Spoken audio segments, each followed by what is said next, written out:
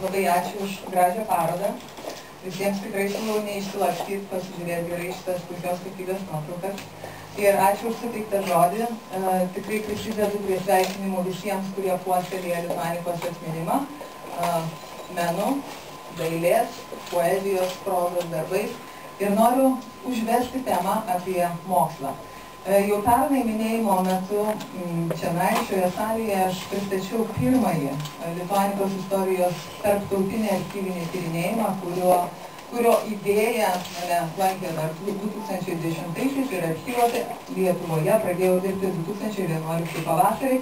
Tuo metu aš išdėsčiau šio tyrimo esmę, metodiką, gairės ir panašiai, todėl šiandien nesikartosiu ir supažindinsiu su pastarųjų mažiau nei metų pagrindiniais atradimais, o taip pat pateiksiu nuorodas, kur galite rasti daugiau informacijos, nes tikrai šventinis renginys ne ta proga, kur galiu akademiniu stiliumi jums išdėstyti ilgamečiame darbe. Šį pavasarį yra praktiškai baigta oficialių katastrofos tyrimų analizė. Jungtinės Amerikos valstijose nacionalinėme archyve šį pavasarį aptikta unikalios archyvinės medžiagos, kuri niekada nebuvo niekur skelbta ir nagrinėjama, tai yra nauja politikos ir teisės atodanga. Na ir šių dviejų dokumentų grupių išdavos, tai yra politikos ir teisinių aspektų įtaka lituanikos katastrofos ilgalaikiams atomazgoms, nes kaip jums visiems žinoma ir matoma, lituanika nebuvo įvykis, tai tapo ilgamečių reiškinių, kuris tęsiasi lygi šiol. Turiu vis dėlto priminti kelis kertinius dalykus, todėl kad kitaip mes niekaip nesusišnekėsime. 33 metų Liepos 17 dieną Vokietijoje sudužo Lituanika, tai yra Amerikoje registruotas orlaivis ir žuvo JAV pilotai, naturalizuoti JAV piliečiai Steven William Darius ir Stanley Girch. Tai yra skliaustelėse, nes kartais nurodomas antras Girch vardas, tai yra Tomas. 33 metų Liepos 19-20 šių lakūnų palaikai buvo pervežti ir per valstybinės laidotuvės laidojami Kaune. Vėliau čia pat buvo atvežtos visos relikvijos ir tęsiasi įamžinimo darbai ir vyko kitos atomazgos. Būtent Lietuvoje, tai yra trečiojoje valstybėje po Jungtinių Amerikos valstijų ir Vokietijos, kuri iki katastrofos de jure, tai yra teisinių formalių požiūrių, niekaip nebuvo susijusi. Lietuva nebuvo susijusi nei su lakūnais, nei su šitu skrydžiu. Tam yra daugiau nei pakankamai dokumentinės archyvinės įrodančios medžiagos. Taigi, apie oficialius tyrimus galima pasakyti konkrečiai tiek. Iš 3 minėtų valstybių oficialių tyrimų ėmėsi 2 – Vokietija ir Lietuva. Vokietijoje vadinamas įvardytas dokumentuose tyrimas vietoje buvo atliktas vos per savaitę. Patys įsivaizduojate, kad tarptautiniam įvykiui išnagrinėti tai yra gerokai per striukas laikotarpis. Liepos 24 rugpjūčio 31 dieną, tai yra 5 savaitės, buvo vykdomas oficialus tyrimas Lietuvoje. Šios datos yra iš Gustaičio pasirašyto raporto, nors, kaip jūs visi puikiai žinote, šio oficialaus tyrimo aktas Lietuvos aide buvo paskelbtas tik spalio 9 dieną ir ilgai buvo manoma, kad štai kaip ilgai ir tyrimas nieko. Pasirodo nieko panašaus. Šiaip ar taip, klausimas iškart iškyla, kur šiuose tyrimuose, kur katastrofos atomazgose dingsta Jungtinės Amerikos valstijos. Ir kodėl svarbu šnekėti apie tai ir šiandien? Todėl, kad mes su to susiduriam.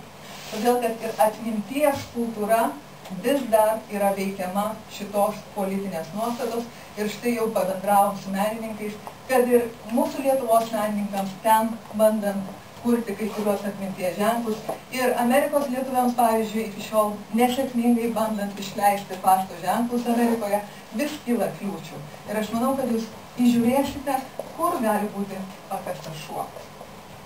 Dar pernai aš jums parodžiau šito dokumento epizodą ir tai yra pirmas iki šiol žinomas raportas iš įvykio vietos, vokiečių pareigūnų raportas, kuriame yra užfiksuotas šitas visgi fenomenas, kad sudūžta amerikiečių orlaivis su Amerikos piliečiais, tačiau nieko nekomentuojant, raporto pabaigoje parašoma, kad visų tuo apsiima rūpintis Lietuva.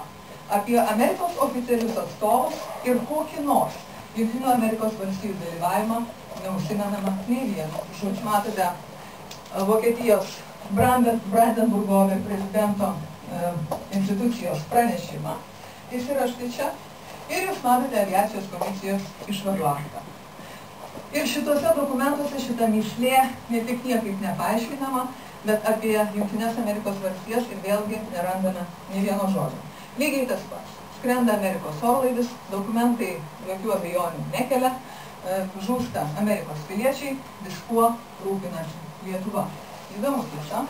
Ir nesigilinant į šių tyrimų tekstus, galiu tik tai pakartoti, ką jau esu skelbusi publikacijose ne kartą, kad išsami visos oficialių tyrimų dokumentacijos analizė rodo, kad lietuviai vis dėlto savo ilgėlesnėme tyrime iš tiesų nepraplėtė praktiškai nei kiek duomenų, kurie buvo paskelbti Vokietijos tyrimo akte. Jie papildė savomis įžvalgomis vokiečių dokumentaciją, tačiau dėja nepagrindė jų tikrais įrodymais. Tai yra, paliko tiek pat klausimų, kiek jų ir buvo vokiečių pranešime. Kaip sakiau, į detalės nesileisiu, tik tai parodysiu, kaip šitas tyrimas plečia oficialių tyrimų dokumentacijos ribas.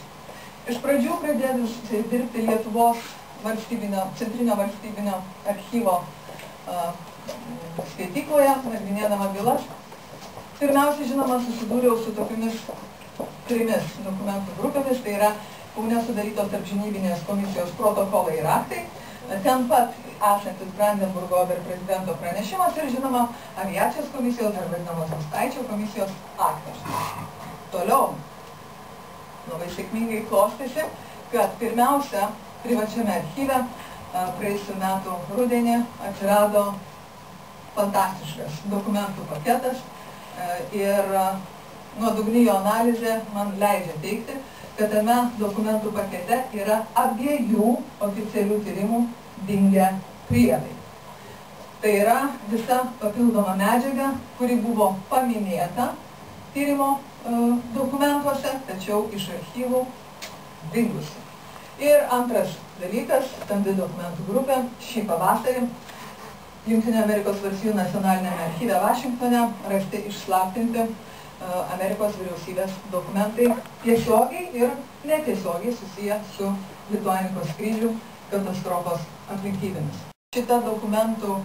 Šitas paketas apriepia laikotarpį net iki 39 metų.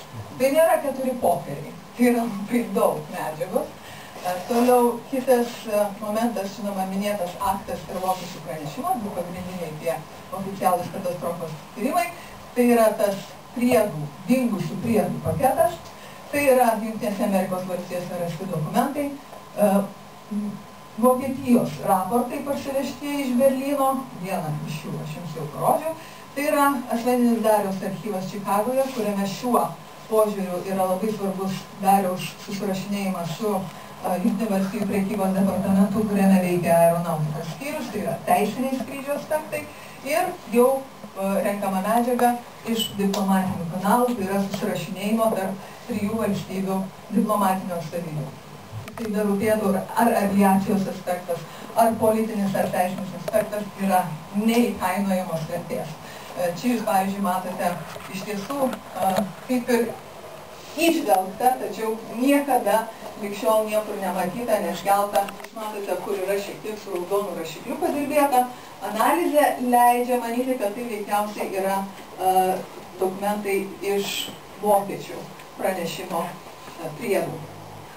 Ir štai šie priedai pagaliau leidžia apibendrinti oficialių tyrimų išvadas ir ta palyginamoji analizė veda prie tokio teiginio, prie tokios įžvalgos, kad nei vieniems tyrėjams, nei mūsų Lietuvos atstovams, be įgaliojimų savo iniciatyvą nuvykusiems į Soliną iš karto po katastrofos, nekilo abejonių ir nebuvo didesnių ginčų dėl paties katastrofos momento. Ko niekas nepaaiškino ir kam iki šiol trūksta duomenų, tai yra apskritai Lituanikos maršruto finalinė atkarpa ir štai šitos kilpos, apie kurias minima ir oficialiuose tyrimų aktuose. Tai yra štai šiame žemėlapyje, jūs matote šiandien Stargradą, Berlincheną ir štai čia Solinas su Rozentaliu ir Kudamu netoliese. Štai šitas trikampėlis, kur įvyko paskutinioji maršruto kilpa. Taigi, ką veikia Lituanika ir kodėl virš Berlincheno jinai darė kilpą vieną, kodėl prieš praskridusi Soliną ir vėl sukosi, nepaaiškino vokiečiai, patys pirmieji, suformulavę tai kaip didžiausią katastrofos mįslę, ir lygiai tą patį pakartojo lietuviai. Dėl ko Lituanika apskritai ganėtinai giliai įskrido į Vokietijos sausumą ir dėl ko taip ilgai tikėtina, ieškodama vietos avariniam nusileidimui, vis dėlto blaškėsi šiose apylinkėse tikrai rizikingame aukštyje, esant ypatingai prastam matomumui. Šitas liko nepaaiškinta oficialių tyrimų dokumentacijoje.